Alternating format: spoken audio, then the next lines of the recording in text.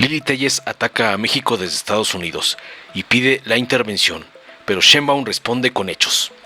La traidor a la patria y narcosenador del narcopan Lilly Téllez volvió a lanzar ataques falsarios contra el gobierno de México, esta vez desde un foro en Washington, donde llegó a pedir que Estados Unidos condicione el Tratado de Libre Comercio para presionar a nuestro país. Desde la ultraderechista Heritage Foundation, Téllez repitió su discurso delirante y alarmista, calificando a México como disque narcoestado y comparándolo con Venezuela, ignorando los avances en materia de seguridad, programas sociales y fortalecimiento de la economía bajo la administración de Claudia Sheinbaum. Mientras la narcosuripanta Téllez busca desacreditar a México en el extranjero, el gobierno federal se concentra en hechos: consolidar la soberanía energética, atraer inversiones históricas y garantizar derechos sociales. Las descalificaciones de la narcosenador contrastan con el brutal respaldo popular a la 4T y con la política de cooperación internacional de la presidenta Claudia, que apuesta por la unidad y el respeto mutuo, en lugar de la sumisión que la meretriz Téllez promueve ante intereses extranjeros. Veamos enseguida cómo la narcosuripanta Lilly hace el ridículo en Estados Unidos, hablando mal del gobierno de la presidenta y de México, cómo le manda su padrote, el narcoevasor Salinas Pliego. Distinguished members of the Heritage Foundation, esteemed guests, ladies and gentlemen, I extend my sincere gratitude to Kevin Roberts for the invitation to address this highly respected forum, one that is so important for the future of our shared values. I also wish to express my loving thanks to my son Leonardo for standing here by my side and in every step for the fight for Mexico. First of all, please accept my condolences for the great loss of Charlie Kirk. May he rest in peace and our Lord's perpetual light shine upon him. His work, I am sure, will continue to inspire people to look up for Jesus Christ. I stand before you deeply concerned about the trajectory of my country, Mexico, a nation of good people, a nation I love, and I have dedicated all my life to serving. First, as a television investigative journalist and anchorwoman who survived an assassination attempt for denouncing organized crime, cartels, and governmental corruption. And recently, just 7 years ago, as a senator, now attending my second term as conservative opposition. Today, Mexico is in danger, following step by step the Venezuelan path. The radical left regime threatens to undermine the very foundations of the partnership between our countries and jeopardize the stability of our shared region. For the last 3 decades, we believe Mexico was finally ready for genuine progress. As a democratic nation, we pursued market-based reforms and opened our economy to foreign investment. We were striving to build a republic where no one held absolute power. NAFTA was a culmination of these efforts. It was more than a trade deal, it was a symbol of a shared vision for an integrated and prosperous North America. But the dream of Mexico as a responsible partner in the free world began to fade under the radical left government of Andrés Manuel López Obrador, who began dismantling, undermining the rule of law and forging ties with cartels. He began dismantling democracy. Now we have a crisis that is not merely domestic, but a direct threat to the security of the entire hemisphere. The Latin American left gains power. Authoritarianism, statism, and collusion with cartels are unfolding with an alarming clarity in Mexico. The gradual but relentless erosion of liberty and the rule of law are transforming Mexico from a republic to a one-party regime that ruthlessly silences dissent, destroys institutions and fundamental rights, and concentrates power in corrupt politicians who have jeopardized the justice system, turning it into a tool of political repression that targets not only political rivals but journalists, activists, priests, and anyone who dares to speak truth to power or expose their ties to criminal organizations. This is not a matter of isolated incidents. President Claudia Sheinbaum leads an active and deliberate destruction of democratic institutions. She displaced, with an illegitimate majority of Congress, the most experienced and independent judges from the top of the Supreme Court to the lower courts, replacing them with loyalists and cronies appointed through fraudulent elections with appallingly low voter turnout.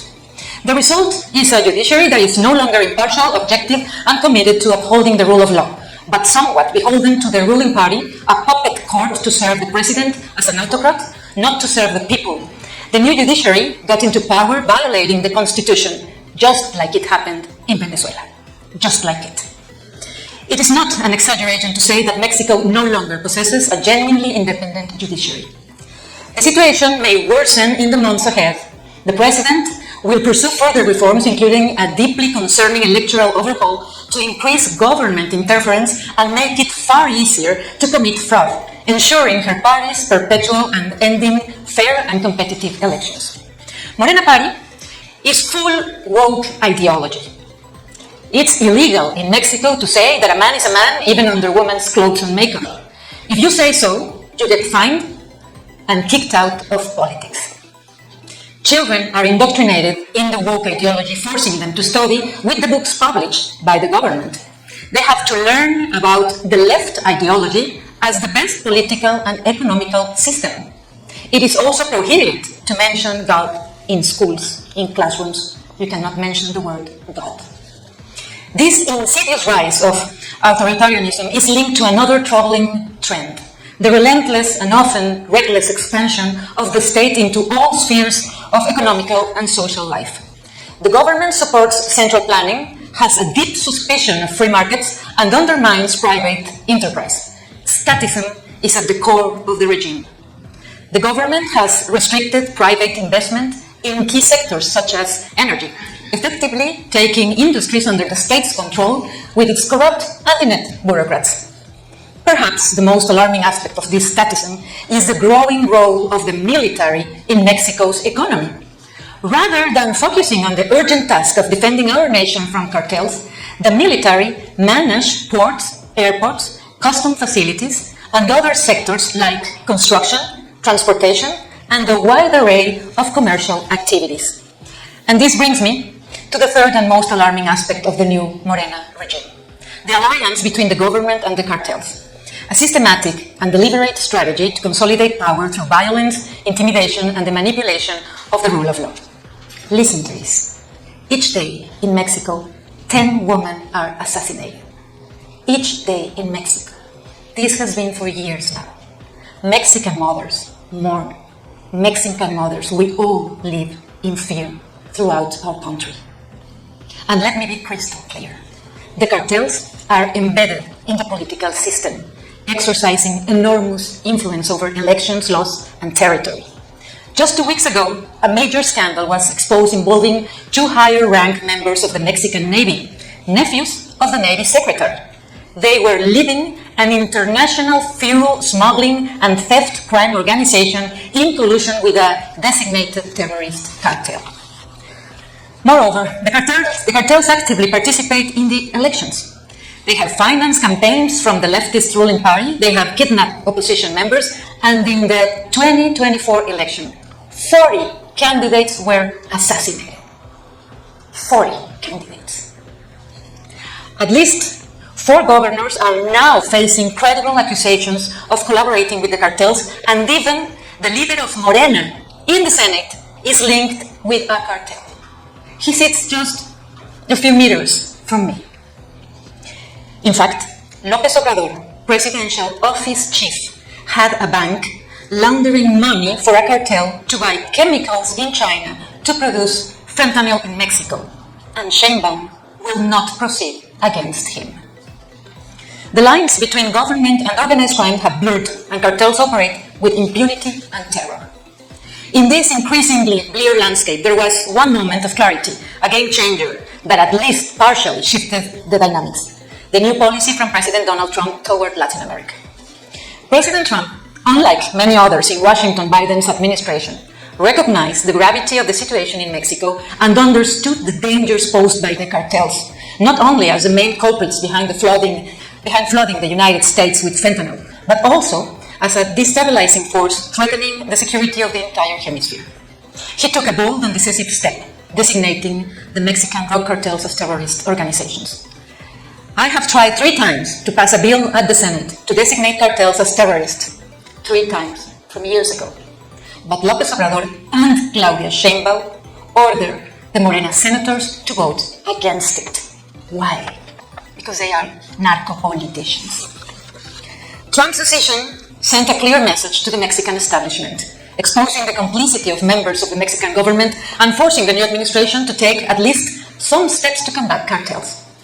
This pressure from the United States had some results: the extradition of dozens of drug lords to the United States, and finally accepting the United States intelligence capabilities in Mexico to go after these organizations. It seems to be a great result, but far from it. These are just baby steps in such an enormous criminal context that's known as a narco state. I firmly believe that millions of Mexicans welcome and value the United States support in the fight against these narco-terrorists. Without this assistance, we would remain at the mercy of a Mexican government that already had turned its back on its own people. However, allow me to be somewhat skeptical. I do not think these measures will be enough to fundamentally halt Mexico's downward drift. The underlying problems, authoritarianism, statism, corruption, and collusion with cartels, remain deeply entrenched in Claudia Sheinbaum's regime. She is just the continuity of López Obrador. The López Obrador era is not finished yet. Claudia Sheinbaum is his puppet, and even more, she is happy to do as he says. The Mexican regime, despite making some concessions to the Trump administration, views these measures merely as temporary obstacles to its long-term goals, establishing an anti-democratic, anti-capitalist, radical left and pro-criminal regime right next door to the United States.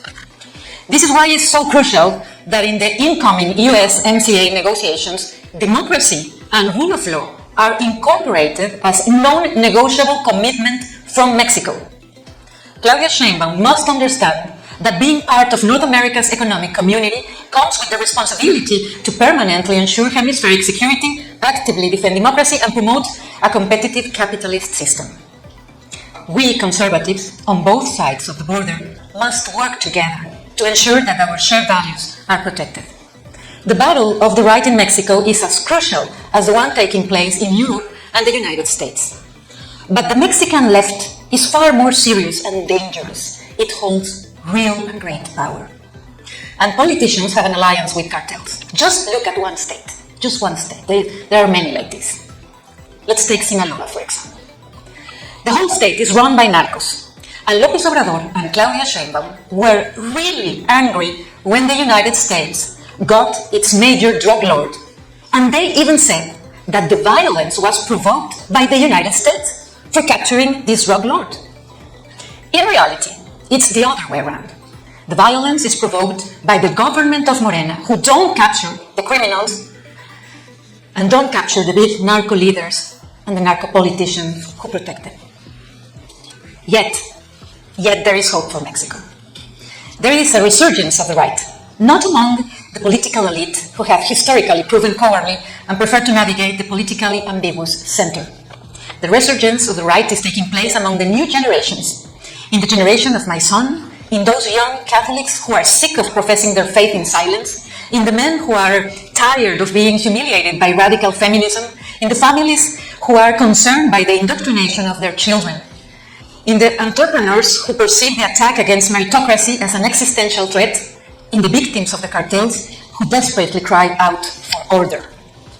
We Mexicans are, at our core, people of family values, Christian faith, and of a meritocratic spirit. It is for these reasons that voices such as the ones from J.D. Vance, President Meloni, Isabel Díaz Ayuso, Javier Milei, and Bukele are beginning to create fissures within the dominant discourse of the left in my country. Yes, the Mexican right is listening and it's beginning to articulate itself. We have to stop Mexico from becoming the next Venezuela. Right now, Mexico is not a republic anymore.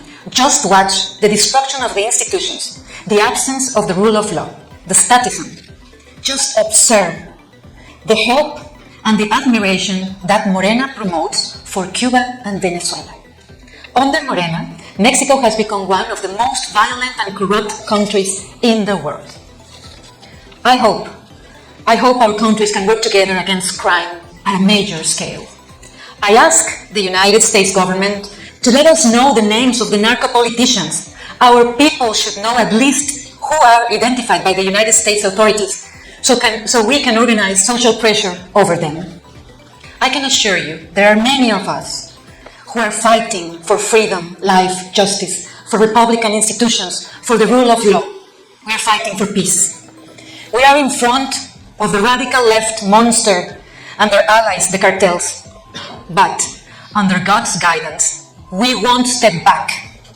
We are fighting for Mexico. Let this be known to our good American neighbors. May God bless our countries. Thank you.